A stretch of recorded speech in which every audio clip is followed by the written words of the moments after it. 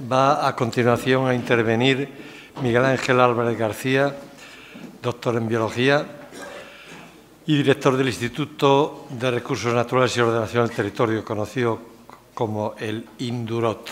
Bueno, yo tengo que hacer una presentación un poco de lo que está ocurriendo en nuestra región. Ese es un poco el esquema que tengo planteado, y analizar un poco cuáles son las fuentes de información que nos permite reflexionar sobre ese hecho y también sacar algunas conclusiones sobre eso. A mí me gusta empezar, como profesor universitario que soy, porque cambios de uso del suelo ha existido siempre, y Asturias dispone de un documento especialmente interesante, que es el bosquejo dasográfico de García Martino, de solo hace 150 años, primer mapa forestal y de gestión del territorio de toda España, junto con otro que hubo de Cantabria. Y el mapa de García Martino nos explica muy bien cuál era la característica del territorio en aquel momento. De una manera muy sencilla, muy general, yo voy a marcar 4 puntos de ese mapa. Las masas forestales de las zonas altas de Asturias son casi las mismas que existían en aquel momento. Hayedos y robledales se siguen manteniendo en proporciones similares a las que existían en aquel momento. En esta zona que nosotros llamamos el corredor de Leitariegos, que es una zona que tiene problemas porque falta masa forestal, ya existía esa inexistencia de masa forestal significativa en el área. Toda la zona media y baja de Asturias estaba absolutamente deforestada. Absolutamente deforestada significa absolutamente, excepto en el entorno de los pueblos donde había castañedos, digamos, castañedos fundamentalmente de fruto.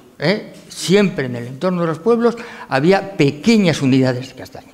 La cuenca minera, que María Luisa comentó, digamos, que ha tenido una serie de cambios significativos en el siglo XX, no. Esos cambios se han producido desde mediados del siglo XIX. Ausencia total de masas forestales. Ausencia total de masas forestales. En toda esta zona hay una masa forestal aquí, en la Viana me parece que estaba de manera significativa. Y por descontado hay 70 hectáreas de pino en todo este territorio.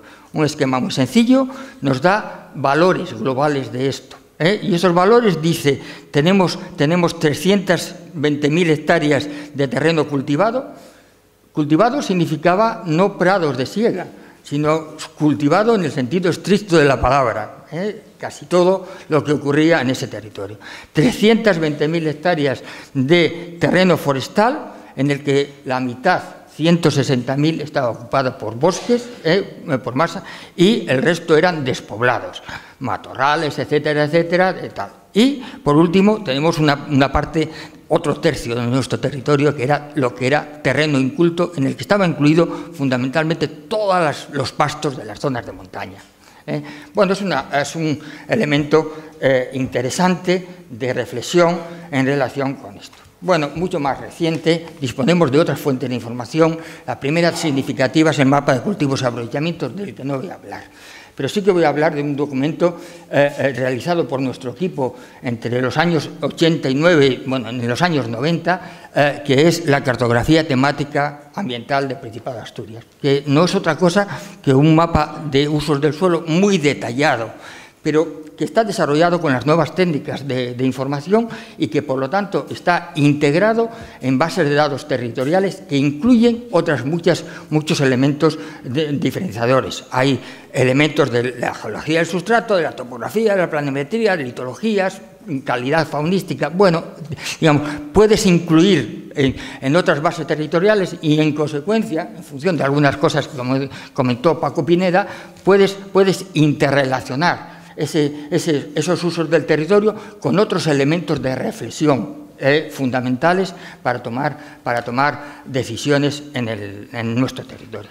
Bueno, de ese mapa, la síntesis general, tenéis ahí un esquema del mismo y disponemos de una información general de las principales unidades de vegetación del mismo. Bueno, básicamente lo que nos dice es que la masa forestal de nuestra región duplica en este momento la que existía en 1860. Lo que sí es verdad es que una parte muy importante de esa masa forestal está ocupada, por descontado, por cultivos forestales, eucaliptales, castañeros generados de manera muy significativa a través del papel de la minería como elemento dinamizador de la economía de muchas de nuestras zonas, y pinares en una proporción más o menos grande. O sea, es decir, el aumento de masa forestal se ha debido sobre todo a ese tipo de iniciativas. Y, de todas maneras, esta cartografía temática para nosotros tiene una especial relevancia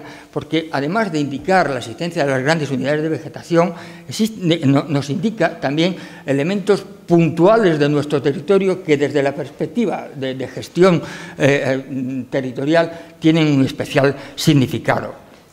Por ejemplo, tejeras. Es que solo tenemos 79 hectáreas. Lauredales, es que solo hay 29 hectáreas de lauredales en nuestro territorio. Turberas, exactamente igual.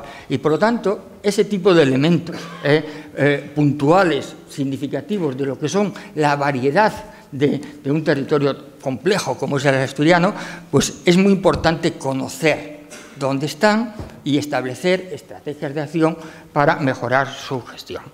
Bueno, este mapa ha servido durante muchos años a nosotros para reflexionar sobre nuestro territorio y a la Administración regional también para desarrollar algunas de las iniciativas de gestión que por ejemplo, el plan forestal establecía como elemento clave las unidades de vegetación que existían en ese momento y establecía un objetivo de gestión 60 años después. Y, en consecuencia, el esquema general se basaba en la utilización de este tipo de información.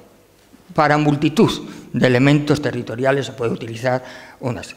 Lo que ocurre es que cuando se compara, digamos, una fuente regional, bueno, desde mi perspectiva, digamos, nosotros hemos participado, hemos desarrollado ese documento, digamos, de una enorme minuciosidad, con mucho trabajo de campo y mucha información territorial muy fina, y comparamos eso con fuentes nacionales de información de nuestro territorio, las cosas se trastabilan. Un ejemplo muy sencillo, el tercer inventario forestal de España, que está publicado en las mismas fechas que nuestro documento, viene a decir básicamente que la superficie total arbolada de Asturias son 450.000 hectáreas, mientras que nosotros decimos que son 320.000. Bueno, hay una diferencia de casi un 20% de eso, y por lo tanto estamos hablando de diferencias muy significativas en la valoración. Fíjense, un detalle y una reflexión para hacer en este momento. Plan forestal se indica con carácter general, se toma de base los datos del Indurot, se establece una estrategia para incrementar la masa forestal en 60 años y se pretende en 60 años incrementar esa masa forestal pues aproximadamente en 150.000 hectáreas. Bueno, una estrategia razonable en un contexto general. De repente ya las tenemos ganadas. Digamos, en el mismo año que existe una fuente de información obtenida con otra metodología, con unidades territoriales mucho más amplias, bueno, diferente, y por lo tanto con connotaciones considerablemente diferentes. Bien, otras fuentes de información. Corinne Lancover, que acaba de comentar Fernando, digamos, fuente de información a escala nacional e internacional, que tiene la ventaja de que ya tiene 3 análisis, 1990, 2000, 2006. Los datos estadísticos de 2006 han salido antes de ayer, hace una semana. disponemos nosotros de esa información y, por lo tanto, son nuevecitos, más o menos como ha ocurrido en tu caso. ¿Qué nos indica ese mapa? Lo que nos indica fundamentalmente, bueno, ahí están indicadas las principales unidades de vegetación que existen, zonas artificiales, 19.000, 20.000 hectáreas. No es una superficie muy alta de zonas artificiales respecto a lo que ocurre en otras regiones. Y en ese contexto podemos estar contentos, aunque obviamente existen elementos de reflexión vinculados a esto. Pero básicamente lo que nos indica el Corín Lancover es que este es un buen documento para analizar justamente ese tipo de superficies. Es un buen documento para analizar ese tipo de superficies, porque los cambios en ese tipo de superficies se manifiestan con mucha claridad en las imágenes de satélite que sirven de base para realizar este tipo de análisis. Aunque el píxel, la unidad territorial que analiza, es excesivamente grande, y en consecuencia pierde muchos detalles. Y pierde muchos detalles en terrenos como Asturias, que se caracteriza justamente por una disgregación significativa de las actividades humanas en el territorio. Por lo tanto, ahí hay. Si analizamos lo que ocurre entre el 90, 2000, 2006 en relación con bosques, zonas, no se observan diferencias significativas, y las que se observan, la mayor parte de ellas, están vinculadas a que haya habido más incendios o menos incendios. Y en consecuencia no se analizan. Sí que ocurre, como ha dicho Fernando, que en algunas zonas crece y en otras, digamos, hay aumentos significativos en un sentido y disminución del mismo tipo de unidad. Eso aparece. Bueno, para los cambios fundamentales están en el tejido urbano continuo, en el discontinuo, en las zonas industriales, en las zonas de extracción minera en mucha menor proporción, y en un elemento que sí que se manifiesta en las imágenes, y es el matorral boscoso de transición. Es decir, muchas de las zonas rurales de las áreas de montaña, fundamentalmente, están transformándose de manera significativa en masas forestales jóvenes. En masas forestales jóvenes, que es lo que está indicando básicamente esta transparencia. El último apartado en relación con esto. La última fuente de información significativa que tenemos es el SIOSE. SIOSE es Sistema de Información de Ocupación de Suelos de España. Bueno, es muy importante el SIOSE porque permite disponer de una cartografía a escala nacional realizada con unidades de 1,25.000 y, por lo tanto, fragmenta y analiza mucho más intensamente las distintas partes territoriales. Y lo fragmenta fundamentalmente en todas las zonas que tienen una intensa actividad humana. Todo lo que es urbano mixto, asentamiento, terciario, industrial, está muy bien delimitado, y en consecuencia disponemos de mayor información. Bueno, esto corresponde al SIOSE de las cuencas, y lo que se observa quizá como elemento de reflexión fundamental, desde mi perspectiva, es la enorme cantidad de asentamientos rurales que se encuentran en ese territorio, que es característico y que cada vez tienden a expandirse con más singularidad en el mismo. En función de todas estas fuentes, una indicación.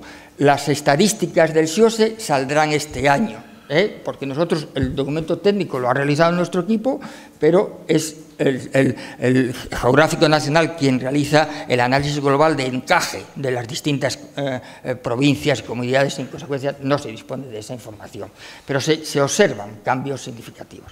Bueno, elementos de reflexión desde mi perspectiva fundamentales. Necesitamos interconectar mejor nuestro territorio. Y en consecuencia esa interconexión se manifiesta fundamentalmente por la necesidad de establecer corredores y sobre todo en relación con lo que son los espacios naturales protegidos. Bueno, aquí vienen unas líneas básicamente de esos corredores por donde deberían ir de manera más significativa, pero bueno, nosotros tenemos un documento técnico que está vinculado a una tesis doctoral donde se establece con mucha más claridad el contexto general de ese tipo de corredores. Esos corredores además en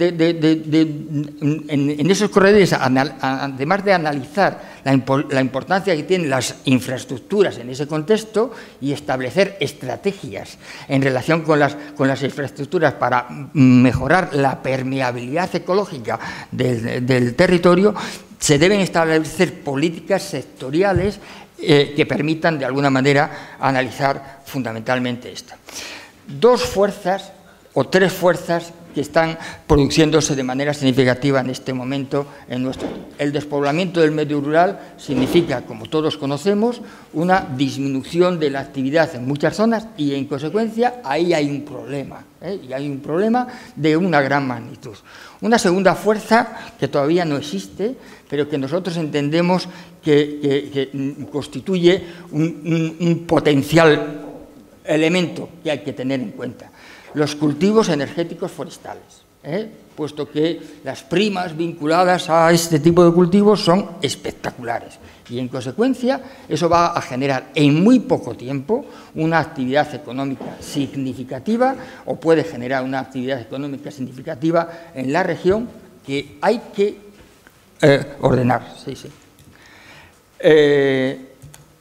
Segundo elemento fundamental: la zona central asturiana es la zona donde la actividad económica es mucho más intensa y, por lo tanto, es imprescindible el establecimiento de sistemas territoriales de espacios libres que, de alguna manera, la Administración, digamos, tiene internalizado como política general a desarrollar en ese tipo de territorios. En ese tipo de territorios, para nosotros, es fundamental la existencia de microrreservas, elementos puntuales del territorio, muchas ocasiones que no es necesario comprar, que es posible gestionar desde la iniciativa privada y, en consecuencia, buscar fórmulas para mejorar esa conectividad, y nos entendemos que es un elemento importante.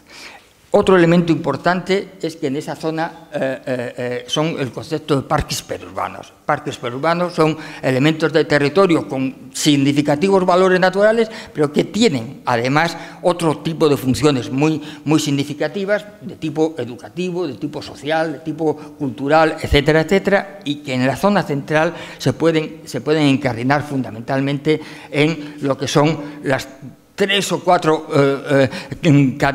pequeñas cadenas montañosas que existen, como puede ser la zona del Naranco, en la que ya existe, ya está desarrollado a través de fórmulas de ordenación un parque perurbano que ordena de alguna manera el conjunto de actividades a desarrollar en ese espacio.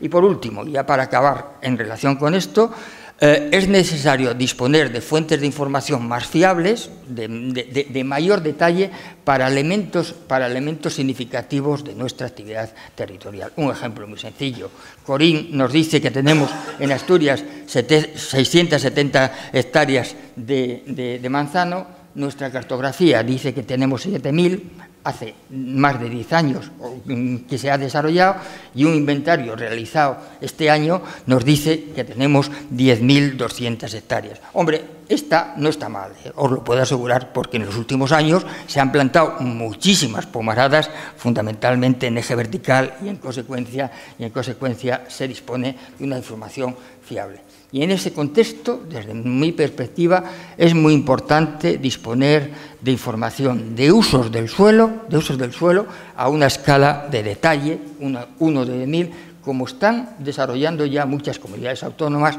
no pequeñas, como nada menos que Cataluña o nada menos que Andalucía. Pero esa cartografía ineludiblemente esa información tiene que poderse integrar con facilidad en las bases de datos territoriales a otra escala, para que las decisiones políticas se puedan desarrollar. En función de esto, ahí hay unas reflexiones que de alguna manera ya he indicado. Hay que reinterpretar el actual sistema de espacios naturales, hay que mejorar la conectividad ambiental, hay que permeabilizar el territorio y realizar una gestión que incluya otras políticas. Hay que analizar el efecto de las nuevas fuerzas motrices, algunas no tan nuevas, pero que tienen una incidencia significativa sobre tal. Es necesario actuar en especial en lo que es el espacio metropolitano. el sistema territorial de espacios libres, en principio, puede ser una buena fórmula para realizar Entendemos que el concepto de parques periurbanos y microrreservas tiene sentido en ese contexto y, por último, necesitamos disponer de unas herramientas propias de seguimiento de los procesos territoriales con una mejor escala de detalle que nos permita desarrollar políticas y acciones y conocer mejor nuestro territorio. He finalizado.